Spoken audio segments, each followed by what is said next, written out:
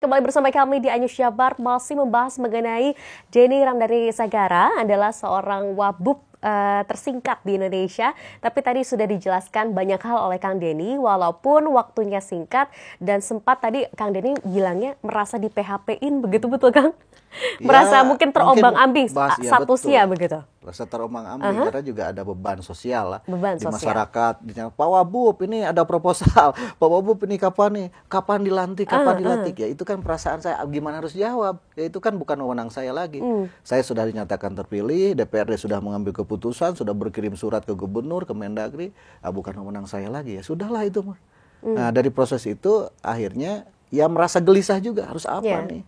Nah, tapi di sisi lain ya itu saya sebagai orang yang beriman, sebagai anak muda nggak boleh begitu dong. Nah, masa depan itu banyak pilihan harus itu loh. Harus move on ya. Oke, Kang Denny, selama 42 hari apa yang akan lakukan di sisa hari-hari terakhir ini dan selama 42 hari boleh direview. Gitu kemana ya? saja akan keliling, apa saja mungkin masalah yang akan temui di Kabupaten Tasikmalaya ini. Ya. Memang tadi kesannya yang sangat berkesan dan beda dan menarik, unik gitu. Saya juga ketika awalnya mau apa nih?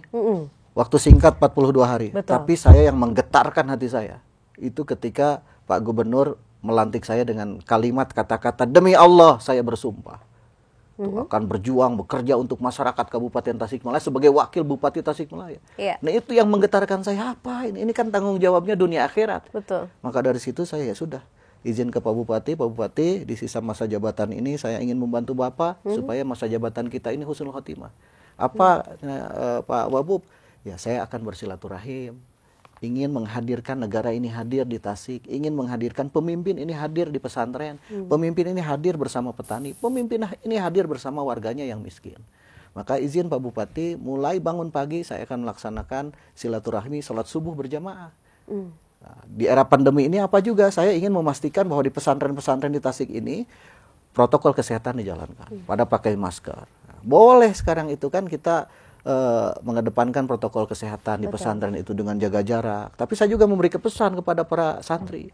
Boleh jaga jarak antar kita, tapi tidak boleh ada jarak dengan Allah. Dan tidak boleh ada jarak antara pemimpin dengan yang dipimpinnya. Karena tidak akan ada kita pemimpin kalau tidak ada yang dipimpin, tidak ada rakyatnya. Maka dari situ saya bersilaturahim dari masjid ke masjid, dari pesantren ke pesantren, mendengar, menyapa.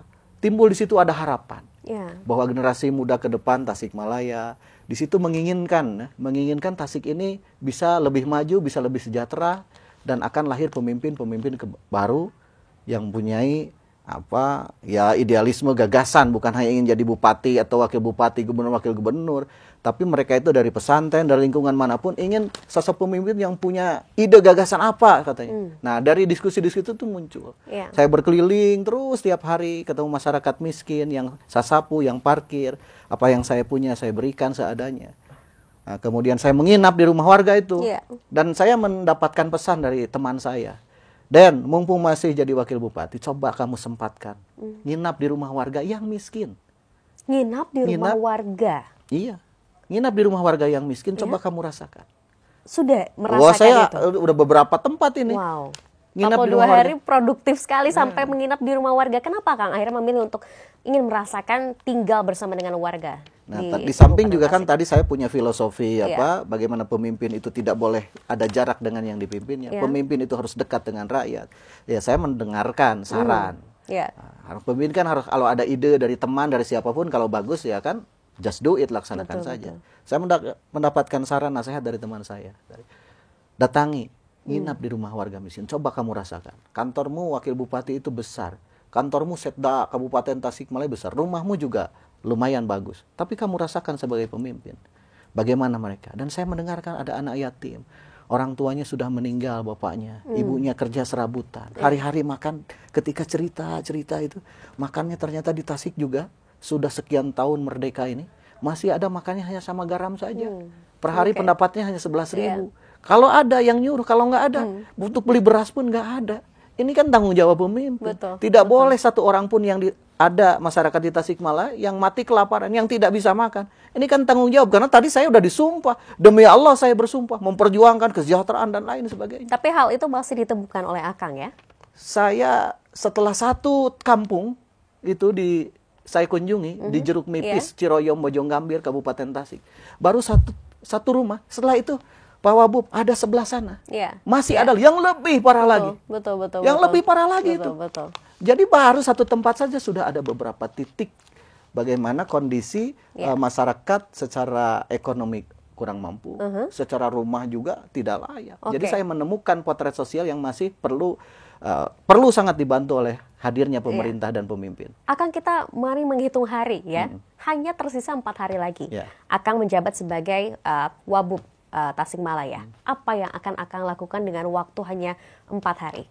Ya, berangkat dari tadi saya berkeliling bersilaturahim beberapa hari kemarin, saya menemukan potensi sumber daya alam yang melimpah di Tasikmalaya.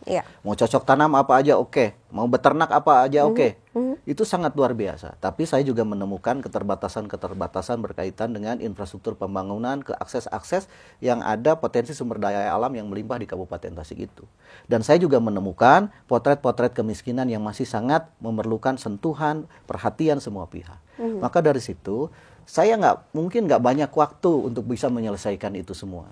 Tapi paling tidak saya sudah memberikan, saya angkat misalkan anak angkat menjadi anak angkat wakil bupati yang yatim itu. Itu bagian dari kita mencoba lah.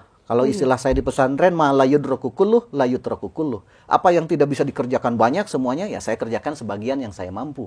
Dan itu saya minta ke teman-teman birokrasi itu, oke, misalkan Pak Bupati menjadi bapak asuh untuk berapa anak yatim. 10, 20, kepala dinas berapa, camat berapa, kepala desa berapa. Itu. Nah itu dilakukan. Tapi juga bagaimana dengan waktu yang singkat ini, dengan temuan tadi potensi dan permasalahan, saya akan menyampaikan ide gagasan. Nah, ide gagasan bahwa dengan pengalaman ini, yang empiris saya merasakan betul memimpin sebagai wakil bupati, ini pengalaman saya. Gagasannya apa ke depan, tentu hasil dari apa yang saya rasakan, saya dapatkan, saya dengarkan. Saya cuatkan, saya agregasikan, nah, ini gagasan ke depan. Mestinya ke depan itu siapapun yang terpilih menjadi pemimpin di Tasik, melanjutkan periode sekarang ini, ya mesti betul-betul dekat dengan rakyat. Dengar apa keluhan masyarakat. Denyutnya itu dirasakan betul. Kalau dirasakan betul, insya Allah semua program yang ada dalam kebijakan-kebijakan pemerintah di Kabupaten Tasik, khususnya ataupun di Jawa Barat, ataupun secara nasional, kalau berbasis atas dasar hati nurani dan dekat dengan rakyat, insya Allah pembangunan itu atau betul-betul outputnya jelas, outcome-nya jelas. Jadi saya menawarkan gagasan itu supaya tidak hanya di Tasik saja, tapi bagaimana di daerah-daerah lain bisa mencerminkan kedekatan pemimpin dengan rakyatnya, menghasilkan program yang betul-betul pro rakyat. Oke, baik. 42 hari masa jabatan, 4 hari tersisa, lalu aktivitas apa yang akan dilakukan oleh Denny Ramdhani Sagara dengan waktu yang mungkin pasti cukup banyak untuk dapat mengabdi bagi warga Kabupaten Tasikmalaya. Kita masih akan terus berbincang, tetap bersama kami. iNews Jabar akan segera kembali untuk Anda.